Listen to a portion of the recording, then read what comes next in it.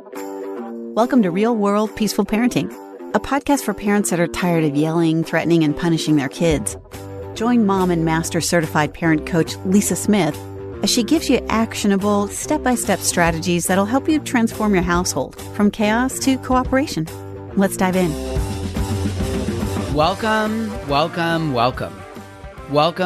to today's episode. One of the questions I am often asked as a parent coach is what to do in the moment a storm hits. I refer to storming as when your child melts down and releases all of their big emotions by crying, screaming, yelling, hitting, kicking, throwing, fighting, power struggling, any number of things that indicates he, she, or they are having a hard time and has a need that they don't know how to satisfy or fix on their own.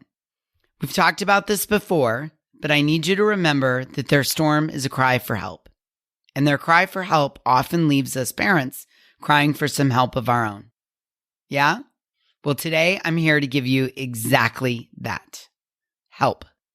In today's episode, I'm going to give you over a dozen, almost 24 things you can do and think in the moment that your child is storming. These are meant to be very practical, useful tools that you can use at any time that are going to help you not storm alongside your child. Many of my clients and Hive community members are familiar with these tools and report that the more they practice them in the moment, the more regulated they remain while their child is dysregulated and storming. And the more and more they remember and practice these tools, the more they become second nature and natural in their parenting. And what I know for sure is that if you can memorize and practice just even 1, 2, or 3 of these tools, you will find yourself better able to help your child work through their big emotions and stay regulated yourself, which is the key to building connection and cooperation with your kids at any age. So, are you ready for a mini class in peaceful parenting? This is it. Let's dive in. Let me start first with your number one goal in the moment. You are starting to feel triggered by your child's storm or your kid's storms at any age. The number one goal in the moment when you are getting triggered by your child's storm is get yourself from your middle brain to your higher brain before doing anything else. Said another way, get yourself from dysregulated to regulated. If you remember nothing else about this episode other than this, please remember that when your child is storming and you're getting triggered, you will succeed at peaceful parenting if you remember first and foremost this goal. Get yourself from your middle brain to your higher brain, from dysregulated to regulated before you do anything else. Your middle brain is where all of your emotions, fears, childhood traumas, wounds, and triggers sit. And your higher brain houses your prefrontal cortex, which is where your executive function, your problem-solving skills, your creativity, your calmness, and your capacity for empathy sit. The key to peaceful parenting and building connection with your kid, especially when they are storming, is to stay regulated and functioning from your higher brain. It's to parent from your higher brain, not your middle brain, not from your triggered, dysregulated place. With that goal in mind, here are actionable ways you can take control of your thoughts and move from your middle brain to your higher brain in the moment you're feeling triggered. One actionable way is to take note of where you are feeling discomfort in your body. Sometimes we get surprised by our triggers, and we don't even know that we are getting pushed into the deep end of our middle brain until it's too late, until we're panicking and swimming frantically to get to the surface for air. Your body can be your guide or your compass or your sign well before your thoughts show up, that the push into the deep end is coming, that the moment is starting. Your body can be the guide to tell you, get your life jacket, your air tank, your flippers, and work your way back out of your middle brain to your higher brain. Your body can be your alarm, or better yet, Think about it like the check engine light in your car. Where do you feel discomfort in that very moment? Does your chest feel tight? Does your stomach hurt? Does it feel nauseous? Do you feel a lump in your throat? Is your mouth suddenly dry? Ask yourself, when I get dysregulated, when I get triggered because my child is storming, where do I feel it? When you recognize this feeling coming on over and over and over again, your body can be the signal and you will know what to do next. What do you do next? You get yourself from your middle brain to your higher brain by doing anything else. If it's not a life-threatening storm that your kid is having, you remove yourself from the situation and soothe yourself. As Tony Robbins teaches us, motion changes emotion.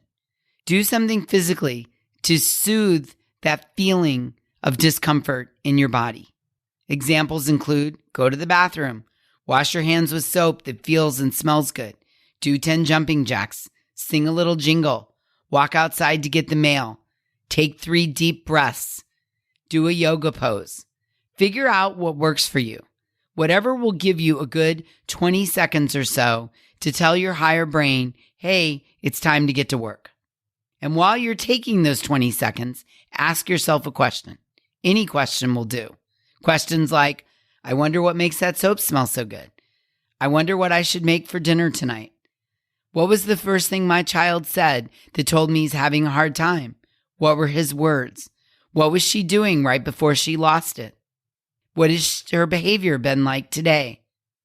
Asking yourself a question gives your higher brain the green light to get involved and get to work.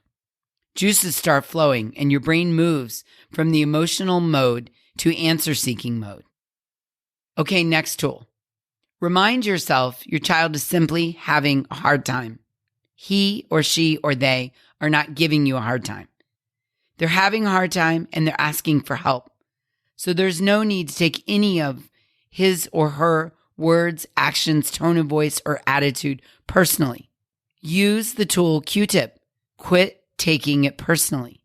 It's one of my favorite parenting tools there is. I use it all the time. By the way, I don't just use it in my parenting. I use it with lots of situations with other human beings. Quit taking it personally. I Q-tip myself all over the place. Next tool. Practice getting comfortable being uncomfortable. I know. Building tolerance for your own discomfort takes tens of thousands of hours of practice. Add more hours to your bank. Sit in your discomfort and just let yourself feel it.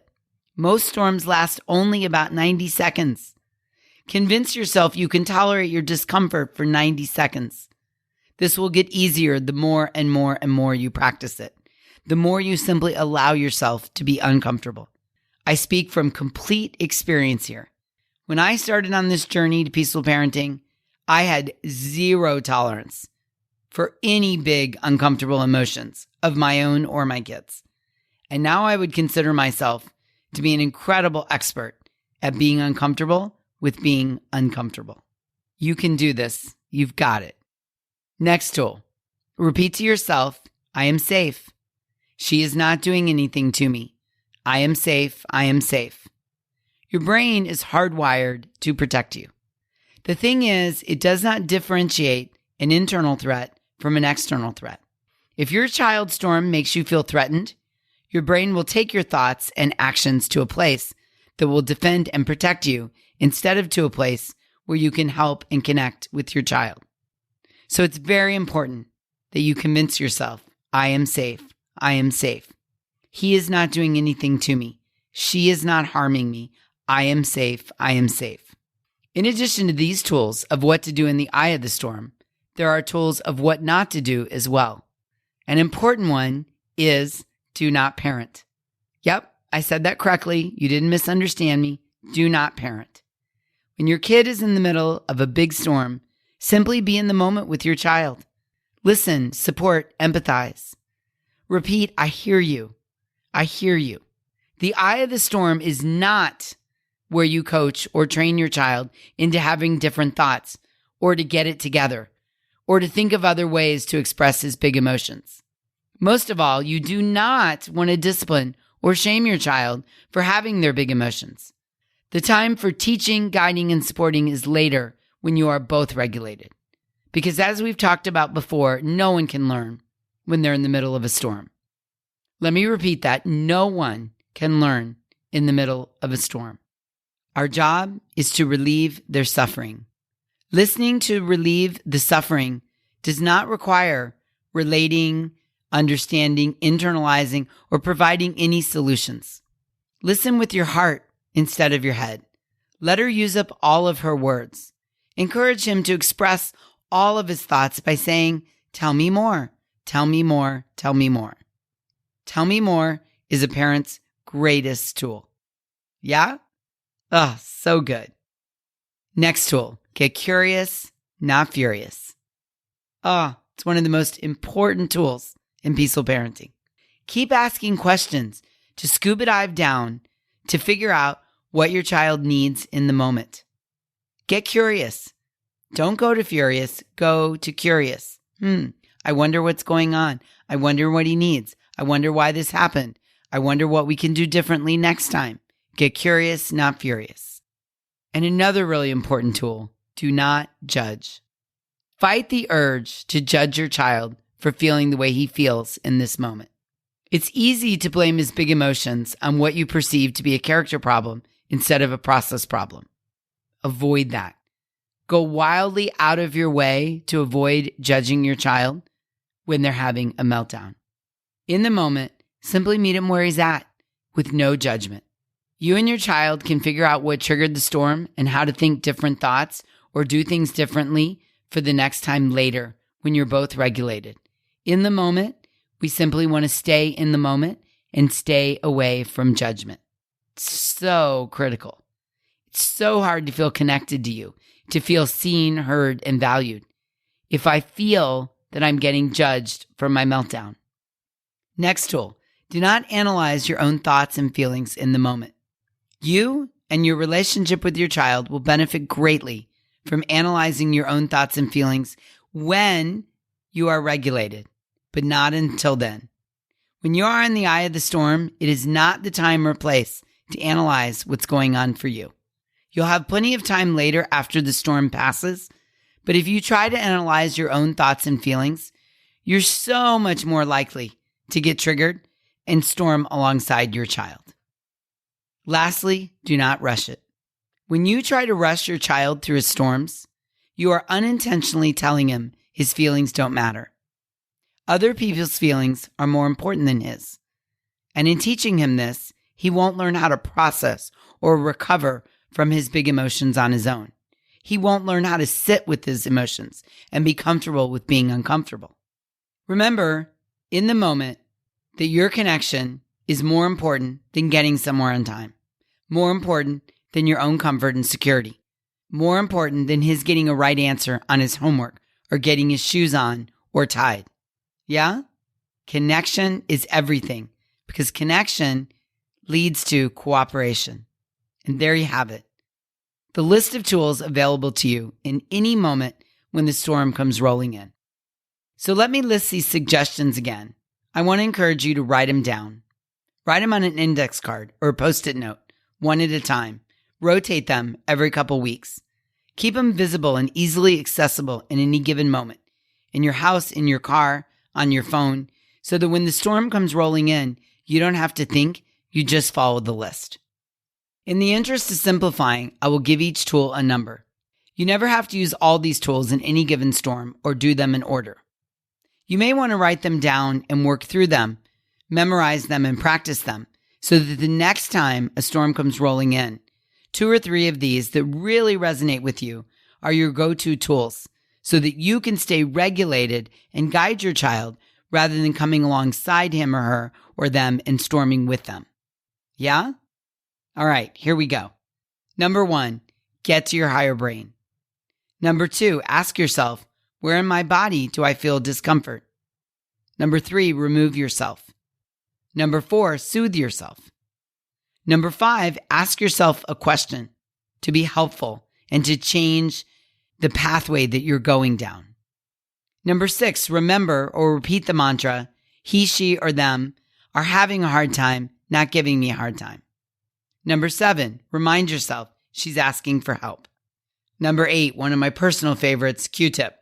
Quit taking it personally. Number 9, get comfortable with being uncomfortable. Number 10, adopt the mantra, I am safe, I am safe, I am safe. He's not giving me a hard time, he's having a hard time. Number 11, use the tool to connect, I hear you. Number 12, set the intention to listen to relieve the suffering. Number 13, use a parent's greatest tool, tell me more, tell me more, tell me more. Number 14, when you feel yourself getting triggered, use the tool, get curious, not furious. Scuba dive down to the feelings and needs rather than snorkeling at the top. Number 15, when your kid is having a big storm, remind yourself it's not the moment to teach, parent, or guide. That will come later. Right now is just the time to witness and support. And while your child is having that big storm, use tool number 16, which is do not judge. Do not judge. It's not helpful. Number 17, while you're not judging, also don't analyze your own thoughts. Not helpful for you to be analyzing your thoughts and feelings while your kid is having a meltdown. Number 18, do not rush in. Let the storm run its course. And number 19, connection, connection, connection. Because what we know is that connection leads to cooperation. So good, yes? So excited to bring all these tools to you. I can't wait to see what you do with them. Jump over to Instagram to _peaceful_parent and leave me a DM. Tell me which one of these tools today is your absolute favorite. And as you're trying them out, let me know which ones you're having success with. I would love to hear from you over on Instagram. And I really hope that you've loved today's episode as much as I did. Until we meet again, I'm wishing you peaceful parenting. Thank you so much for listening today. I want to personally invite you to head over to thepeacefulparent.com/welcome and sign up for my free Peaceful Parenting mini course. You'll find everything you need to get started on the path to peaceful parenting just waiting for you over there at www.thepeacefulparent.com/welcome. Can't wait for you to get started. Thanks for listening to Real World Peaceful Parenting. If you want more info on how you can transform your parenting, visit thepeacefulparent.com. See you soon.